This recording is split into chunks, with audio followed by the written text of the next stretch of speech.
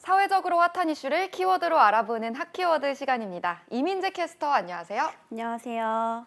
네, 지금쯤이면 지난달 사용한 가스 전기요금 청구서 받으신 분들 많을 텐데요. 추운 날씨에도 아낀다고 아꼈는데도 지난달 못지않게 부담스러운 금액이 나왔다는 이야기가 많습니다. 더 아끼고 싶어도 가스나 전기를 특히 많이 쓸 수밖에 없는 자영업자와 소상공인들은 더 부담스러운 상황이 됐습니다. 이들이 기자회견에 나설 수밖에 없었던 이유, 핫키워드에서 짚어보겠습니다.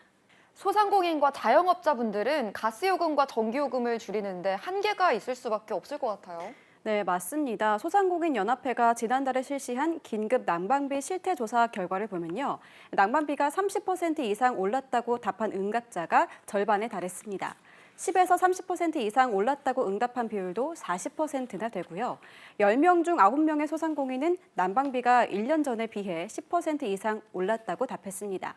도시가스 요금이 4차례나 상승한 여파가 고스란히 전가된 결과입니다.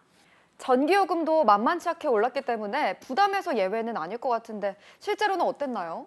네, 올 1분기 전기요금은 1년 전과 비교해서 킬로와트 시당 32.4원 올랐죠. 가정용은 물론 자영업자들이 사용하는 일반용 전기에도 인상분이 똑같이 적용됐는데요. 전기 보일러나 전기 냉 온풍기를 사용하는 경우가 많아서 부담이 만만치 않습니다. 외식업과 노래방, 숙박업 등 소상공인 대부분이 부담이 급증했는데요. 특히 전기 사용량이 가장 많은 PC방도 심각합니다.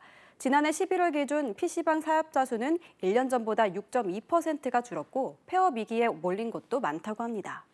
이 정도라면 문을 열어도 손해, 닫아도 손해인 상황인데요. 네, 맞습니다. 그래서 소상공인들이 직접 기자회견까지 나선 겁니다. 자신들을 에너지 취약계층에 포함해달라고 요구하기 위해서인데요. 또 정부가 소상공인 지원 대책으로 내놓은 에너지 요금 분할 납부는 근본적인 해결 방안이 될 수 없다며 직접적인 지원을 요청했습니다. 정부가 그동안 여러 차례 난방비 급등 대책을 내놨었는데 소상공인들이 혜택을 볼 수 있는 건 없었나요?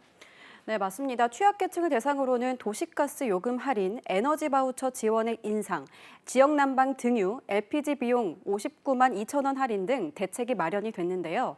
소상공인 연합회는 에너지 요금을 줄이기도 힘든데 각종 지원 대책에서도 소외돼 있다고 지적했습니다.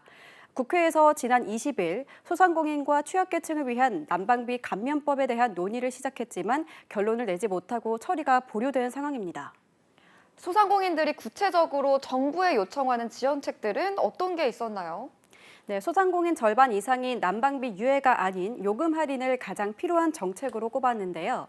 이를 위해서 비용 부담을 최소화할 수 있는 에너지 바우처와 요금 할인 등 지원책을 법제화해서 안정적으로 지원해달라는 겁니다.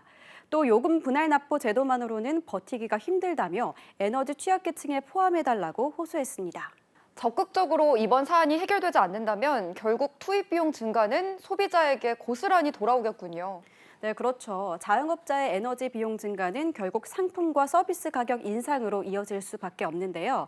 정부는 공공요금 인사 여파로 이번 달에도 소비자 물가 상승률이 5%대 높은 수준에 머물 것으로 내다보고 있습니다. 그런데 여기에 1월에 인상된 전기요금이 여름철 냉방이 본격화된다면 더 큰 부담으로 다가올 수밖에 없고 소상공인들은 소상공인대로, 소비자는 소비자대로 이중고를 겪을 수밖에 없는 상황인 겁니다. 네, 에너지 공기업의 적자는 누적되고 있는 상황에서 정부로서도 고민이 참 클 것 같은데요. 하지만 더 상황이 악화되기 전에 소상공인을 위한 난방비 대책이 하루빨리 마련돼야겠습니다. 지금까지 핫키워드 이민재 캐스터였습니다. 고맙습니다.